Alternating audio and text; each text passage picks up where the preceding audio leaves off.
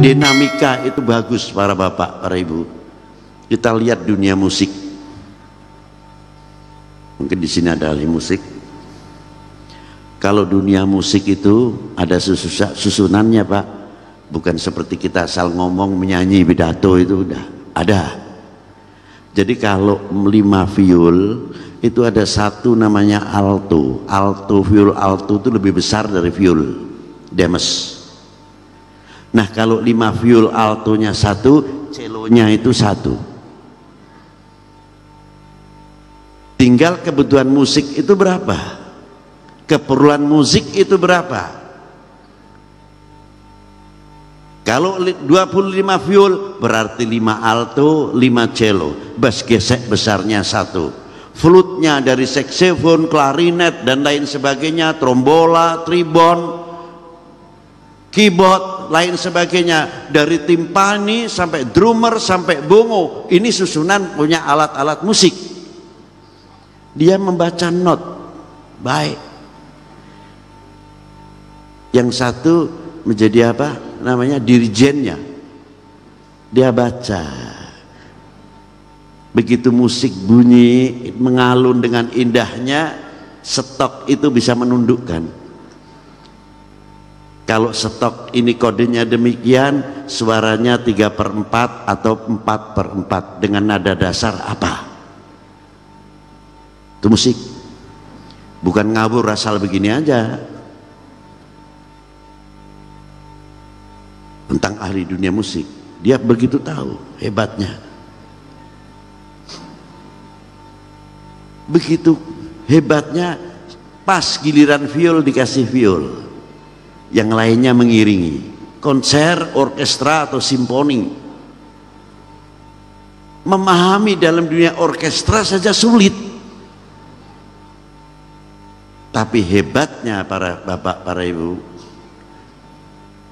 demo itu dipersilahkan. Pada waktu demonya gitar, yang lainnya mengiringinya. Pada waktu demonya viol atau klarinet atau saksofon, lainnya juga mengiringnya. Bukan nafsi-nafsi. Hingga demo itu indah benar, memberikan support. Itulah dunia musik.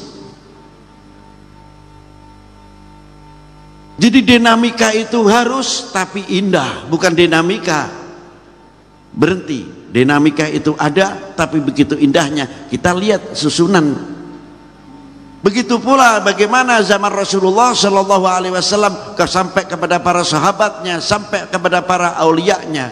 Bila mana dengan barokah Maulidin Nabi Shallallahu Alaihi Wasallam, kita kecintaannya kepada Allah, kecintaannya kepada Rasulullah semakin meningkat, semakin tinggi, kita akan mempunyai yang pertama, rasa malu kepada Allah, malu kepada baginda Nabi Sallallahu Alaihi Wasallam. Kalau kita mau melangkah sekira-kiranya menjadikan tauladan atau cermin yang kurang baik, mau maju terus atau tidak. Tapi kalau kita bercermin kepada Rasulullah, minggir, mundur, kita perhitungkan langkah-langkah. Kita akan berbicara, akan menyebabkan memecah umat atau memecah bangsa atau tidak. Kalau tidak, maju. Tapi kalau kita mengakibatkan pecah belahnya umat, pecah belahnya bangsa, hingga memberikan kesempatan kepada orang lain untuk bertepuk, mundur, kita tarik. Itulah kita kagum bagaimana. Kalau masalah menerangkan batal haram sudah banyak para bapak, para ibu. Sudah, itu sudah. Kita ngajak al-ukhuwah. Saya kagum kepada Rasulullah SAW. Satu di antaranya apa? Ketika Rasulullah sholat sujud, cucunya yang nama Al-Imam Husain langsung dari belakang nubruk datuknya atau eyangnya, asik nempel di punggungnya. Karena cintanya sama eyangnya luar biasa. Dan eyangnya, datuknya pun cintanya kepada cucunya luar biasa, Al Hasan wal Husain. Ketika i'tidal minal sujud, cucunya langsung balik duduk di mana datuknya masih tahiyat. Ummi Salmah azwajun Nabi melihat cucunya yang demikian, terus ingin mencegah supaya Al Imam Husain tidak duduk di pangkuan datuknya yang sedang tahiyat, dicegah oleh Rasulullah isyarah. Akhirnya Ummi Salmah tidak jadi. Setelah selesai, Rasulullah mengeluarkan satu botol, di dalamnya ada satu pasir yang dimasukkan dalam botol. Wasiat kepada Ummi Salmah sambil mengucurkan air mata yang tidak bisa dibendung oleh Rasulullah Shallallahu Alaihi Wasallam, disilahkan, ya Ummi Salmah, aku titip botol ini, tolong nanti apabila dalamnya itu sudah berubah menjadi darah, berarti pisahnya kepala cucuku ini dengan badannya di padang Karbela. Ini adalah pasir padang Karbela. Tapi ya Ummi Salmah, jangan engkau beritahu kepada siapapun peristiwa ini.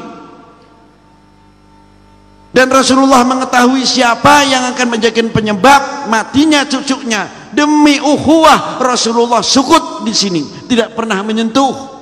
Demi apa? Al-ukhuwatil Islam, al-ukhuwatil ummah, al-ukhuwatil wataniyah, kesatuan persatuan tanah air, cinta bangsa, cinta ummah. Inilah dijaga benar oleh baginda Nabi sallallahu taala alaihi wa alihi wasallam. Ini contoh yang mahal. Bagaimana Rasulullah pada waktu mendapatkan gelar Al-Amin memberikan satu contoh untuk kita semuanya. Dan bagaimana Rasulullah memberikan satu contoh dalam dunia ekonomi untuk kita semuanya. Maka dari itu, ma'asyiral muslimina rahimakumullah, apa setelah kita mengetahui peringatan Maulidin Nabi sallallahu alaihi wasallam hingga kita bisa membentuk pribadi luhur? Pribadi luhur kalau tidak didasari al-mahabbah, kecintaan dahulu, wal akhlakul karimah, sulit. Maka dengan peringatan Maulidin Nabi sallallahu alaihi wasallam kita akan berkiblat kepada baginda Nabi sallallahu alaihi wasallam. Bagaimana hasil daripada Maulid Nabi ini kita aplikasikan